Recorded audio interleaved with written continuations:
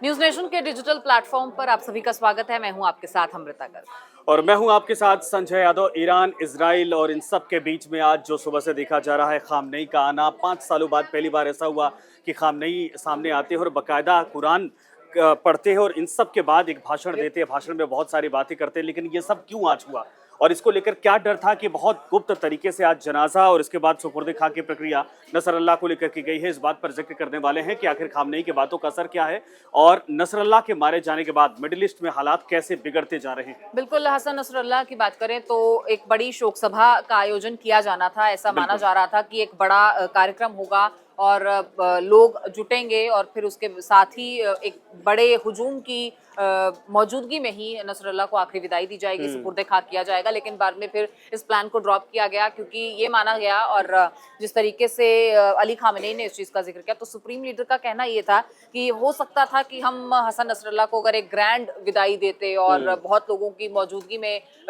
सुपुर्द खाक करते तो इजराइल एक बड़ा हमला वहां कर देता तो बहुत जाने जा सकती थी। तो ये सब अवॉइड करने के लिए ऐसा कहा गया कि इसीलिए इस चीज को अवॉइड करते हुए हमने गुप्त नहीं, अब तरीके ये से बताइए अमृता, क्या वाकई में ईरान को इस बात का डर है कि अगर कहीं पर इकट्ठा होते हैं सुप्रीम लीडर या तमाम जो बड़े लीडर हैं, पूरे मुस्लिम समाज के अब कहा जा सकता है, तो इजराइल वहां पर अटैक कर सकता है? बिल्कुल, जाहिर तौर पर ये ऑब्वियसली ये संभावना भी है और ये डर भी है। इसीलिए नसरुल्लाह को गुप्त तरीके से जो है वो जगह भी गुप्त रखी है, कहाँ दफनाया गया नहीं पता है, लेकिन आज सुपुर्द खाक कर दिया गया है और एक बड़ा इवेंट इसे इसीलिए नहीं बनाया गया। तो ये डर को ही कहीं ना कहीं ईरान के दर्शाता है क्योंकि इजराइल की हम जो कार्रवाई देखें, फिर चाहे पेजर अटैक्स देखें, फिर चाहे वो मिसाइल अटैक्स देखें, अटैक्स ड्रोन अटैक्स देखें और जिस तरीके से आबादी वाले क्षेत्रों को भी जो है बीच में लेबनान में एक हुआ था कि एक लीडर मारा गया था इनका और उस दौरान जब जनाजा निकला तो उसमें भी बकायदा ब्लास्ट हो गया था। तो ये डर तो है। हाँ, डर तो है, सही कहा आपने।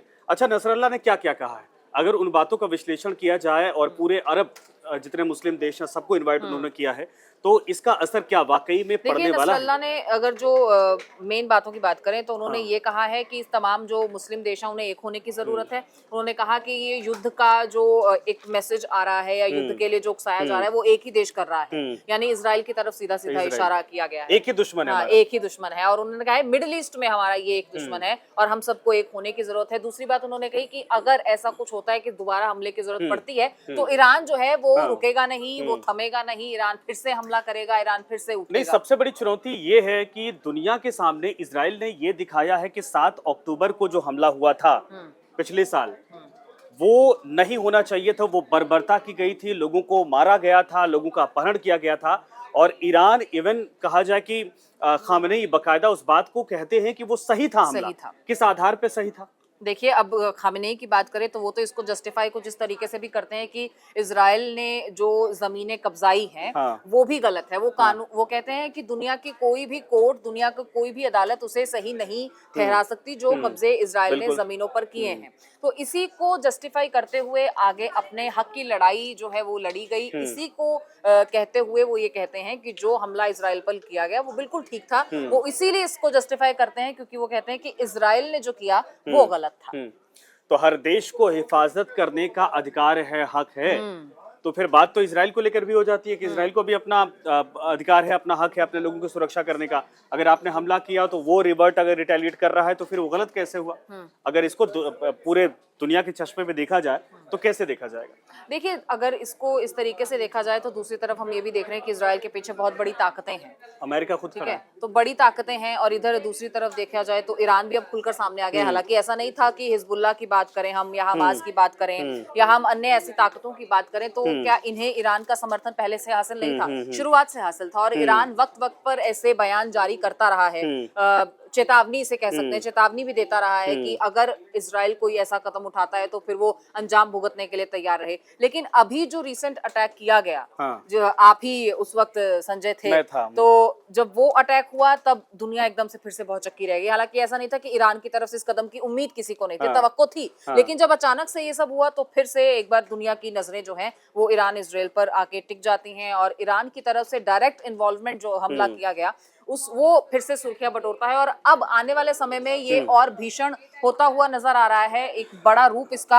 आज देखिए, खामेनेई अब ने जो बयान दिया उसके बिल्कुल बाद सही खास आपने तौर कहा। पर जब वो कहते हैं कि हम रुकेंगे नहीं, हाँ। अगर हमले की जरूरत पड़ी तो हम फिर से करेंगे और फिर से एकजुटता की बात वो करते हैं, तो जाहिर है कि आगे कुछ ना कुछ ऐसा बड़ा प्लान तो किया जा रहा है, क्योंकि ईरान भी शायद अब चुप रहने वाला नहीं है और हाँ। उधर इजराइल भी कुछ ना कुछ बड़ा जरूर प्लान कर रहा है, बिल्कुल। क्योंकि अभी तक कोई हमने ऐसी कार्रवाई नहीं देखी है ईरान के उस हमले के बाद से। तो जाहिर है कि इजराइल भी एक बड़े हमले की फिराक में है, एक बड़ा देखिए, कुछ अभी ऐसा कुछ प्लान हो रहा है ये सीक्रेट एक तरह पर्दे से के पीछे। जानकारी लीक हुई कि ईरान के ही कुछ बड़े नेता दरअसल कतर में इस वक्त मौजूद हैं और कतर में जितने अरब देश हैं उनके लीडर से बातचीत कर रहे हैं, उनको इनवाइट किया जा रहा है, फॉरेन साथ में मिनिस्टर लाने की की भी कोशिश बैठक हुई है। हाँ, साथ में लाने की कोशिश की जा रही कि भाई आप लोग एक साथ आइए, क्योंकि न सिर्फ मिडिल ईस्ट बल्कि अरब देशों के लिए आने वाले वक्त में खतरा हो जाएगा। सबसे बड़ी चुनौती ये देखिए, इजराइल के पास एक तो अमेरिका साथ में खड़ा है, दूसरा इजराइल परमाणु संपन्न है। ईरान चाहकर भी उस तरीके से अटैक वहां पर नहीं कर पाएगा, क्योंकि उसको पता है कि बाद में नुकसान होगा।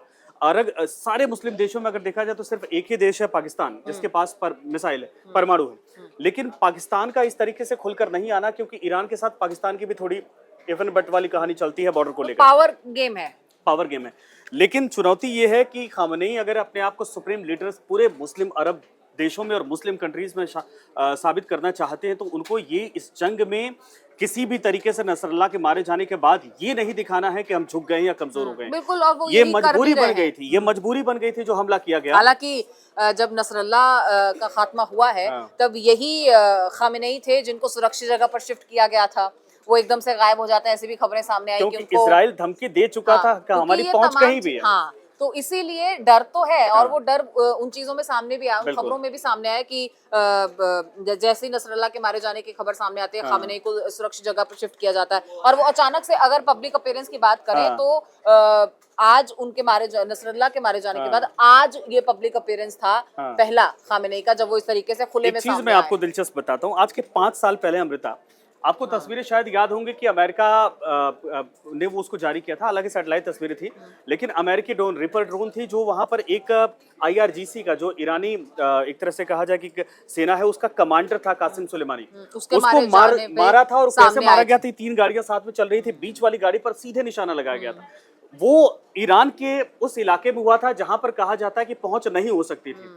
तो आप अंदाजा लगाइए कि खामनेई कहीं भी होते तो इजराइल या अमेरिका पहुंच जाता वहां पर। बिल्कुल, जाहिर तौर इस पर, बात और का डर। इसीलिए कहा भी जा रहा है क्योंकि अब लेबनान के जरिए जो विस्फोट हो रहे हैं, लेबनान हाँ। में जो विस्फोट हुए हैं, उसके जरिए जाहिर है कि अब ईरान के गढ़ में पहुंचने की जो कोशिश है वो कहीं ना कहीं की जा रही है। और अंदर तक पहुंचने के लिए इजराइल कुछ भी करने के लिए तैयार है, ये इजराइल पहले ही साफ कर चुका है, तो कभी भी पहुंच हो सकती है। और नेतन्याहू का सामने आकर ये बयान देना कि हम कहीं भी पहुंच सकते हैं और हम अपने दुश्मनों को ये बता देना चाहते हैं कि हमारी पहुंच वहां तक है जहां तक आप सोच भी नहीं सकते। अब एक चीज और बताता हूँ, ये दर्शकों के लिए है। ईरान दरअसल इजराइल का टारगेट खामनेई है ही नहीं, और इजराइल का टारगेट हिजबुल्लाह भी नहीं थे। इजराइल का टारगेट सही कहिए तो हमास भी नहीं था। इजराइल और अमेरिका दोनों का टारगेट ये है कि जो ईरान इस वक्त परमाणु, जो एक तरह से कहा जाए कि संपन्न देश बनने की कोशिश कर रहा है, कहा जा रहा है कि परीक्षण के बेहद करीब है, उस सेंटर तक पहुंचना है। अगर उसको कंट्रोल कर लिया गया, न्यूट्रलाइज कर लिया गया, उसको तबाह कर दिया गया, तो ईरान अभी नहीं, अगले 40-50 साल तक इजराइल को किसी भी तरीके से न दबा पाएगा, न ही अमेरिका को आंखें दिखा पाएगा। इसीलिए दोनों देश चाहते हैं कि सिर्फ बहाने चाहिए।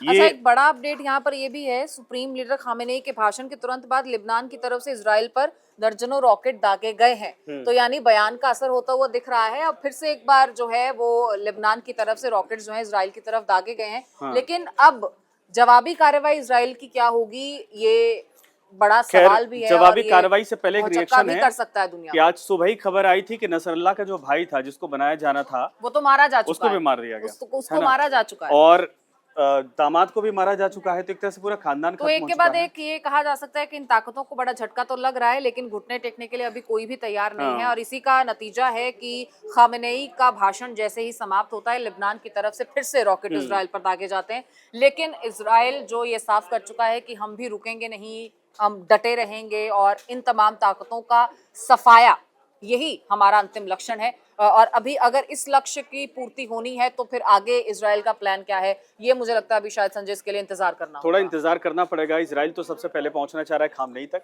और खामनेई के बाद ईरान के जो परमाणु फैसिलिटीज है वहां तक। और इन सब के अलावा बड़ी चुनौती ये है कि अभी सीरिया में भी कई संगठन सिर उठा रहे हैं। लेबनान तो है ही है। लेबनान में जो हिजबुल्लाह है इसको तो लगभग डिस्ट्रॉय करने की कंडीशन में है। हिजबुल्लाह, हमास, लेकिन ये तमाम हाँ, तो लेकिन हूती अभी ऐसे- यहाँ पर पड़ा हुआ है। हूती पड़ा है और हूती के साथ साथ एक संगठन जो लोकल कहा जा रहा है, आने वाले वक्त में उसका आपको असर दिखेगा, जो सीरिया में बैठा है। तो एक कहिए अगर आप लैंड एक तरह से पोजीशन देखिए तो तीनों चारों तरफ से तो खामेनेई इजराइल का घिरा आज है। का जो भाषण है वो शायद इन्हीं तमाम शक्तियों को एक साथ एक नहीं, पेज पर लाना ही तो खामनेई था का मंतव। सबसे बड़ा भाषण है कि सऊदी अरेबिया को साथ में लाना। लेकिन सऊदी अरेबिया चूंकि बिजनेस व्यापारी थोड़ा दिमाग ब्रेन रखता है, तो वो आए या ना आए या अगर अलग तरीके से मदद करे वो अलग है। लेकिन कतर को साथ में लाना, सऊदी अरब को साथ में लाना, इवन तमाम पाकिस्तान को भी मुस्लिम इनवाइट देश, करना, हाँ, तमाम मुस्लिम मुस्लिम देशों को एक साथ क्योंकि एक पेज पर आप लेके जो है आना कि ही आज के इस भाषण हाँ, का मुझे शिया लगता सुन्नी है वाले कि मसले पर मत मंतव बटिए, था। एक साथ आइए। उन्होंने ये भी कहा है कि हमें मुसलमानों को बांटा जा रहा है और अगर हम बटेंगे तो जैसा हमारे यहाँ कहा जाता है ना, बटेंगे तो कटेंगे, तो वो वाला डर इस वक्त उनके अंदर भी डर है क्योंकि इजराइल ने वो परिस्थितियां पैदा कर दी हैं। तो चुनौती मुझे लगता है कि इजराइल के अगले मूव के लिए अभी इंतजार करना बिल्कुल। होगा। तो आज का ये डिजिटल लाइव आपको कैसा लगा ये हमें बताइएगा कमेंट सेक्शन में, और आपकी कुछ क्वेरीज हो तो वो भी हमें जरूर बताइएगा। न्यूज नेशन अब व्हाट्सएप पर खबरों के ताजा अपडेट के लिए न्यूज नेशन के इस क्यूआर कोड को स्कैन करें।